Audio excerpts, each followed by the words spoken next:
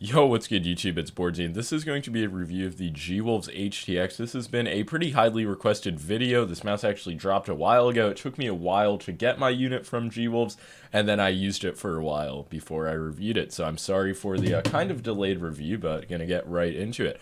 So first off, this mouse comes in at the weight of 40 grams out of the box, which is just pretty ridiculous for a plastic mouse. Obviously, it does have cutouts. They make a version without cutouts that is around 3 grams heavier.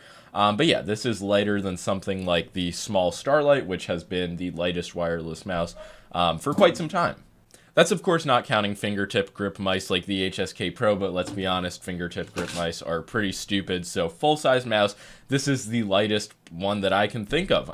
It is not going to be high profile, not close to an XM1 clone, which is what we've seen a lot of recently, just shapes like the Lamzu Atlantis Mini, Pulsar X2, Ninjutsu Sora. They're all pretty similar, but this is definitely a lower profile mouse that just doesn't follow a similar design philosophy to too many mice in terms of the shape. Even compared to something like the Viper Mini Wireless, you can see it's a much lower profile, flatter mouse. I would say the small mice that this best compares to are going to be like the Model O- and the Starlight small shape. So if you're somebody with medium to large hands who plays any type of claw grip, this is not going to be my main recommendation from Gwolves. The HTX Plus 4K it's around 10 grams heavier, but it's about 10 times better of a shape for claw grip. It's just much higher profile. It's actually feels locked into my palm, while since this mouse is so low, it really just is slipping out of my palm. There's no way to have it really feel locked in. So it's really as simple as if you play fingertip grip, your experience, you want fucking focus camera, is going to be better on the HTX, but if you play claw grip, your experience is going to be better on the HTX Plus.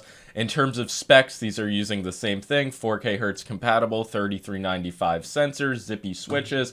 It's just like everything is the same aside from the shape and weight. I did actually throw some grip tape on the HTX because it's just a mouse that calls for it. It does not have the best coating, and the sides definitely just feel a bit flatter, and I just have a better grip of it with some grip tape. They do provide the Gwolves grips in the box, which are very solid, but I actually have on a few pieces of Pulsar Super Grips universal tape, which are dropping in around a month. They're just pretty good for the size of the mouse, and it's something that I definitely notice makes me have a better grip of the mouse. But yeah, in terms of how this mouse feels for fingertip, it is really a joy to use. The weight balancing is nothing that I notice, like, wow, this has the perfect center of gravity. It literally feels like nothing, but there's really nothing to note, which is always a good thing with weight balancing. I can get a solid grip of the mouse. It doesn't feel especially front or back heavy, and even though when you look at the mouse, you'd think maybe it's a bit front heavy because it doesn't have a lot going on the back, but it's really not the case. The build quality is something that is always up in the air with Gwolves mice, to put it nicely, but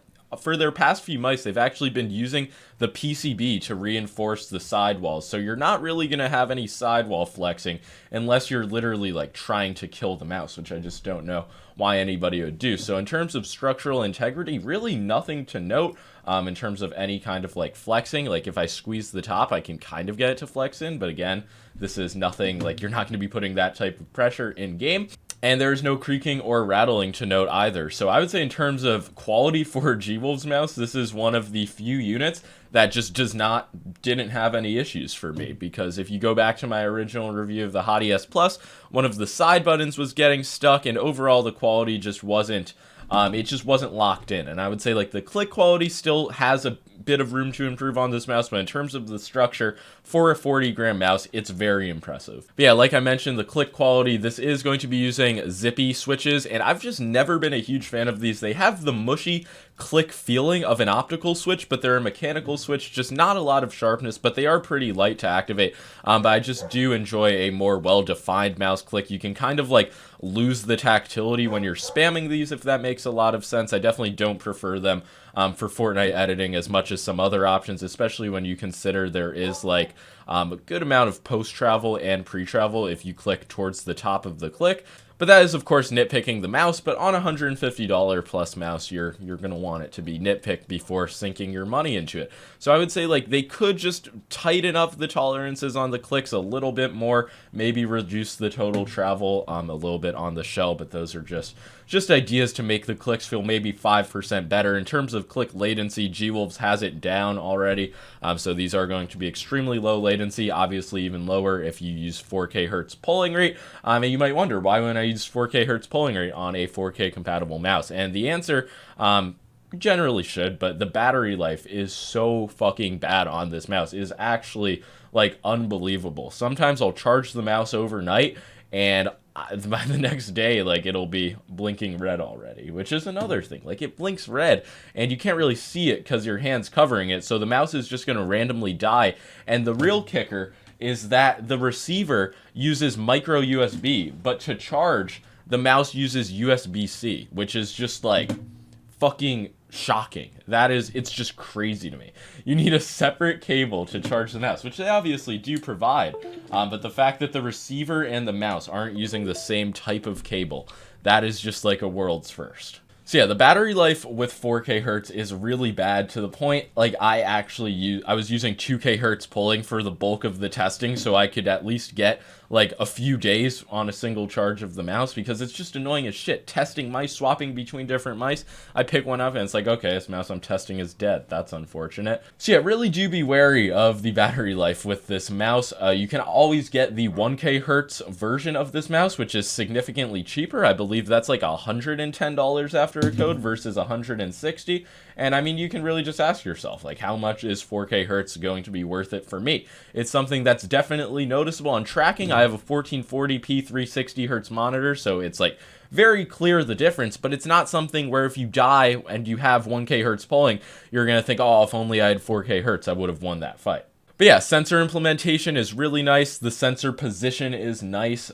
So really, performance-wise, it is hard to criticize anything about this mouse. One thing I did notice in head-to-head testing, though, with the polling rate is that the 4K hertz implementation on the Viper Mini Signature Edition just appeared to me to be a bit smoother, kind of similar to like 360 hertz versus 240 hertz, but with the like mouse input equivalent. So I don't know. I really can't hone in on the factor that comes down to, potentially LOD, but it was just worth noting. Like, when I tested them head-to-head, Razer just slightly had the edge. But again, that's not something like when I'm fingertip gripping these mice, I was not thinking, oh shit, Gwolves sucks. It's got ever so slightly choppier of a 4K hertz implementation. But yeah, this is really a bare bones mouse, and what I mean by that is you're just getting a lightweight gaming mouse, no fluff, no flair. Things like the coating is pretty shit. That's why they give you grip tape. The stock skates are really bad, but the base is flat, so you can put on whatever you want. But the stock skates were just super controlled, pretty bad PTFE skates in my opinion. They don't even throw on a sensor ring or a sticker. I believe that is due to weight reasons. Can't have the fucking 0.4 grams of the sticker weight. One of the last things to go over is the side buttons. These are a new style from Gwolves, dare I say new and improved. These are actually, like, you can see there is very little movement on these. They're some of the most tightened, like locked in feeling, light to activate, well positioned, just every good buzzword for side buttons I've seen. Maybe one thing is they could be positioned like a millimeter or two higher on the mouse, because I noticed that the back side button doesn't protrude a ton and it is pretty far back on the mouse. But other than that, these side buttons are really exceptional, miles ahead of some of the stuff Gwolves had been putting out, and the scroll wheel is really the same as it always has been for Gwolves. So well-defined steps, orgasmic bumps, and a medium activation force for the wheel. They still have the DPI button on the top of the mouse, which is pretty shocking. But yeah, in conclusion, what do I think about this mouse? I think that it's like positioned pretty well in the market. It's not an XM1 clone. It's not trying to compete with like the Pulsar X2 Lamzu Mini mice under $100. This is definitely, with 4K hertz polling rate, 40 gram weight, it's trying to compete with stuff like the Starlight and the Viper Mini Signature Edition. And compared to both of those mice, it's going to be cheaper, lighter, and have better availability. So when you put it like that, this is one of the top mice on the market. Is it something that I think is top tier for fingertip? Definitely, but I don't think it's free of flaws. It's not something that I'm personally going to main. I will give it the seal of approval because it's really the first Gwolves mouse to me that sits up there with the top dogs, assuming you are looking for an elite small mouse. I do hope they make a plus version of this though.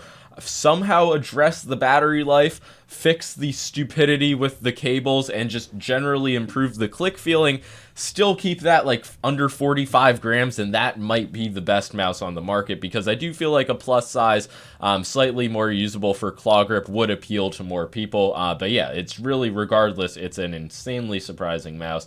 But yeah, it's just still from Gwolves, it's not going to be perfect. So I'm not saying buy it no matter what, but if you are looking for a high tier small mouse, you had either of these mice on your radar, definitely worth looking into. That's going to be all for this review though. If you have any questions, make sure to leave them in the comments below. I'm definitely going to make some small mouse roundups and an updated mouse tier list soon, so make sure to subscribe for all of that goodness. Peace out.